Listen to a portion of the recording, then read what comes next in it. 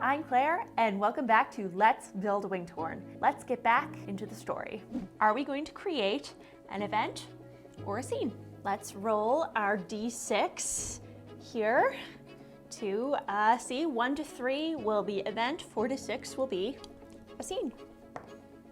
It is a scene. Now, the real question is this a scene about Pitten's movement? We have not established any other cults in this round, but with our presumptuous line of questioning, we can either establish a new cult via a scene in any other event in any other period, or does it specifically have to do with the founding of Pitten's movement, or Pitten's movement throughout the ages, whether it survives or not. I've been thinking about a name for Pitten's movement. I think it has to do with like the order of the crumbling light, or something about rocks falling and a light in the darkness, that kind of idea. Let me know in the comments what your suggestions would be for a name. Is this scene about Pitten's movement? I think probably it is. +2. Ooh, it is not. 1 + 1 + 2 is not 11. We are going to create a totally new group. Yay! I think before we form our scene question, we need to know a couple of things about this group. Like, what is this society about? I am going to use our story engine cards once again to quickly figure out who is the leader of this cult and what they might want. Shuffle these.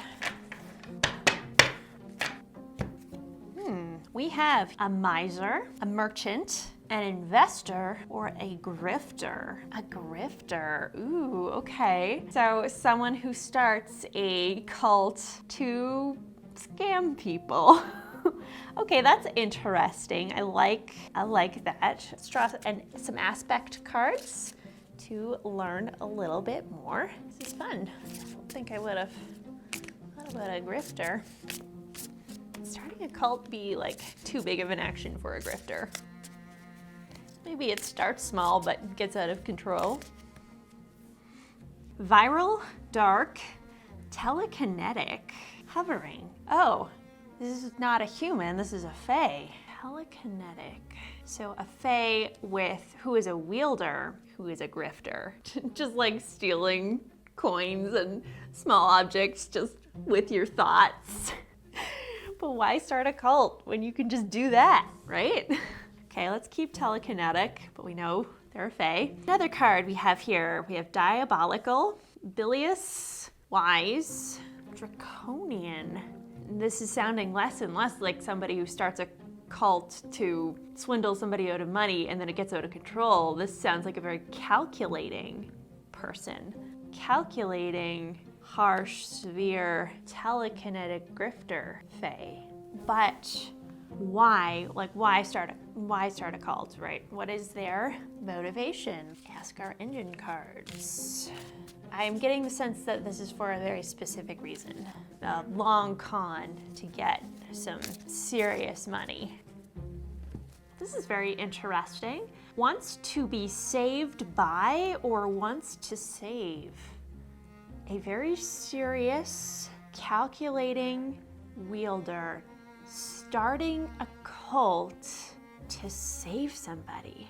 Maybe this person is trying to raise funds for a loved one to maybe pay a ransom. And so they put a lot of thought and work into this job because they have someone they care about that needs saving. Let's ask the Oracle whether this fae grifter is creating this cult to raise funds for a ransom. I think that's very likely. +4.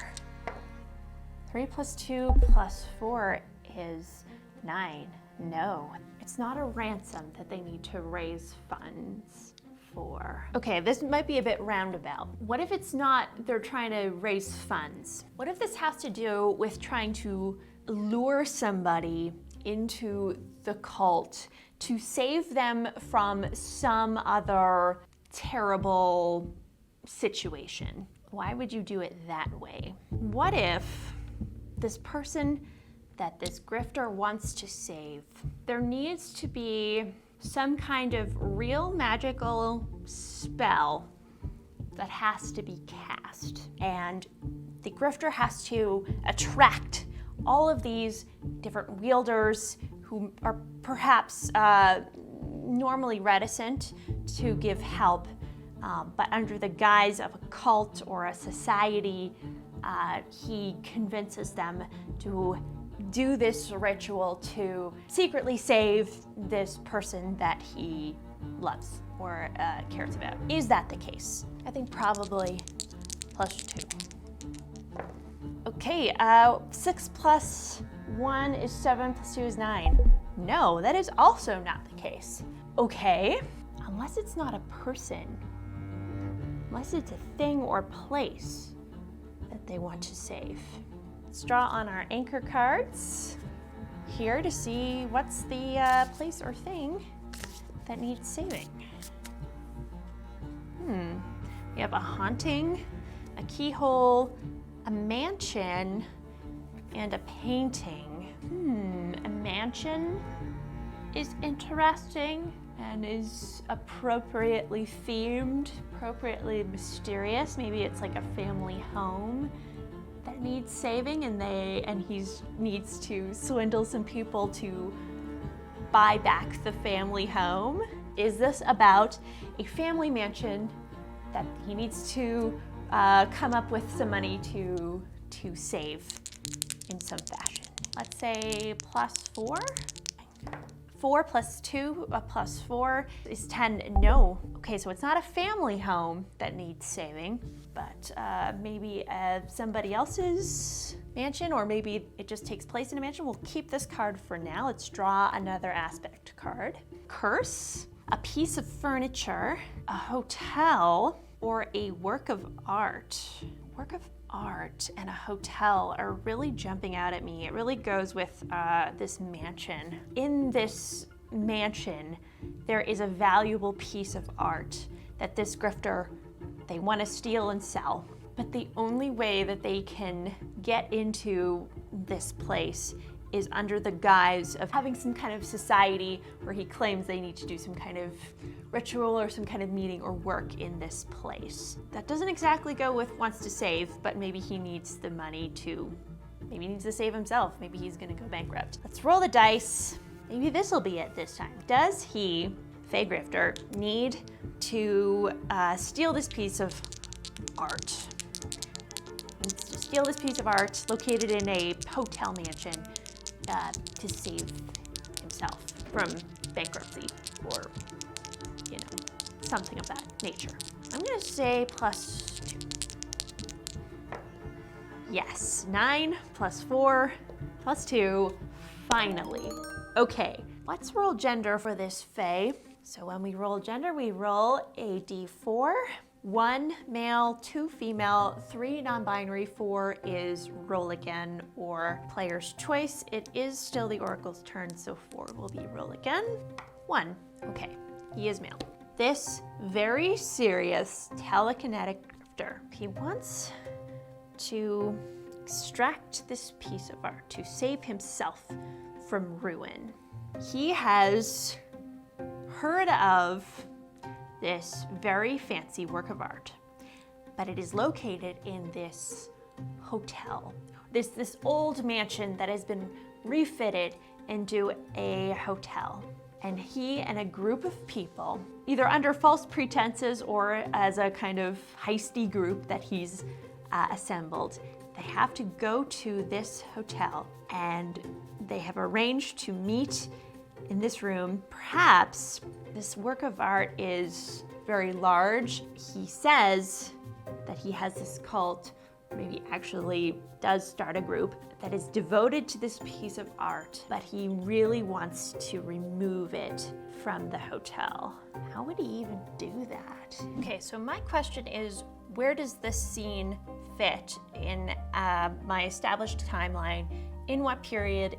In what event? I'm thinking it's going to be in Age of Discovery. So Age of Discovery is an era of time where the Fae and the humans are cooperating exceptionally well. A lot of well, discoveries and technological advances are made. I have an idea, and remember, we can ask presumptuous questions to kind of fit this in wherever. In the period Age of Discovery, I have established in a previous round that I did not film that the Fae, they begin a race to build the first sky cities. This is one of the events that I created that made me think I need to be filming this because it's so cool. Two Fae businesses race to build the first sky city over the Fae archipelagos. The two businesses that are in competition, one is pro-human and sort of interspecies cooperation, and the other wants ultimate independence from the Fae monarchy and no humans allowed. Essentially like a space race, but for sky cities. I have no idea what happens to these sky cities. I don't know if they still exist in the present period. It would be cool to put this scene in the Sky City race event. Probably the pro-human Sky City would have hotels and sort of touristy things because they want to attract tourism to the Sky City, because who doesn't want to visit a Sky City? So amidst all of the confusion and the excitement of building a Sky City, our telekinetic Fae grifter is like, oh, there's this piece of art that's very valuable that has been moved to this hotel to try and attract guests so they can continue to fund this Sky City. Yes, okay, so our question for the scene is, and it has to be kind of presumptuous to fit this in here, why does the telekinetic grifter want to steal valuable piece of art from the hotel in the pro-human Sky City? And the answer, they need to steal it so that they can save themselves from ruin, from bankruptcy. They've probably got a bunch of debt, but we will need to create a cinematic scene to go with it. The scene is likely them, not necessarily them stealing the piece of art then. The scene is them being them being shaken down by whoever they owe money to. Okay, let's find out who they are, because that is actually quite important. Let's draw again from our story engine cards. Who is this person? We've got a stand-in, a doppelganger, a twin, or an imposter. A twin. It's their twin. It's this guy's twin brother. He owes his brother a lot of money, and this kind of makes sense. The grifter has lived his whole life doing small-time crime and could have had probably a pretty decent life with their telekinetic wielding skills, but he never could quite get himself together, and things maybe just kept going wrong for him. Meanwhile, his twin brother, or could be twin sister, actually, roll gender for this person, the twin. Okay, yes, it is a twin brother. The twin brother, on the other hand, probably not, could be a wielder, has less talent but more savvy, and has been a lot more successful, and maybe has lent money to our Fae grifter over the years. But he's had enough, and he's calling in his debt and is threatening to disown our Fae grifter, who I should give a name. Say Shrig? Is Shrig a bad word? Hope not. Let's say Shrig, the twin, who we should probably draw some more cards just so we know who they are. We will call him Fushar. Shrig, the grifter, and his twin brother, Fushar. Shrig goes to his twin brother, Fushar. What does he do? Maybe he goes to his place of work. Let's draw another card here to see what he is.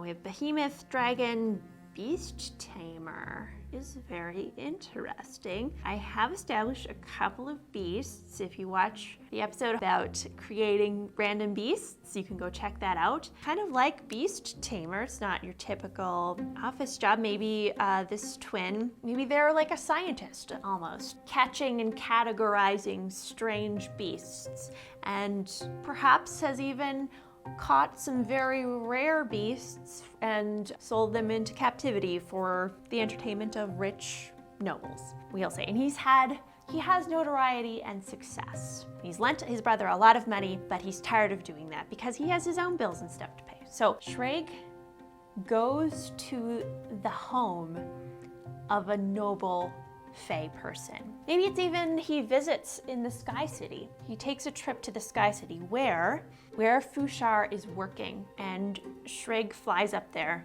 to visit, to ask for money because he is going to be bankrupt if he doesn't.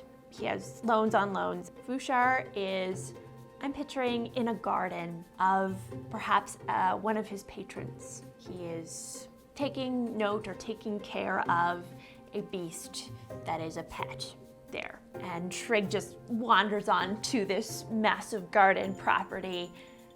Maybe he tricked his way past some staff to get in there, being like, oh yeah, my brother. Or maybe he even pretends to be his brother because they're twins.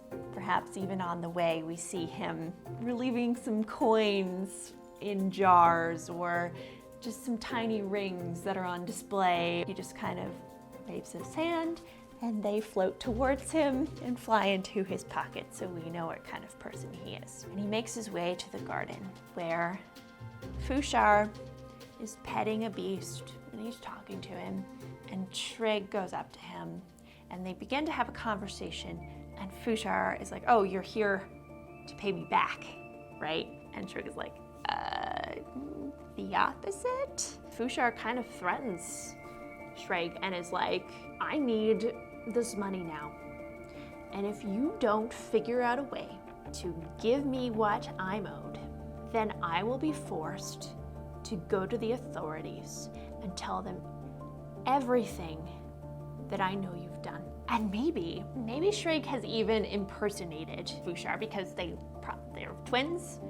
No doubt that Shreg has tried to run different cons for different noblemen, saying that he can capture this beast and do this and do that, and then he's essentially tarnishing Fushar's name. So Fushar has had enough of that. He can't keep going to bat for him. He's gonna lose his own reputation if he keeps trying to support his brother. So he's calling in his debt. And Fushar says to Shreg, I don't care how you do it. I don't even want to see you anymore after this. I just want you to get me the money, and it's a substantial amount. And Shreg's like, how am I supposed to get that? What am I supposed to do?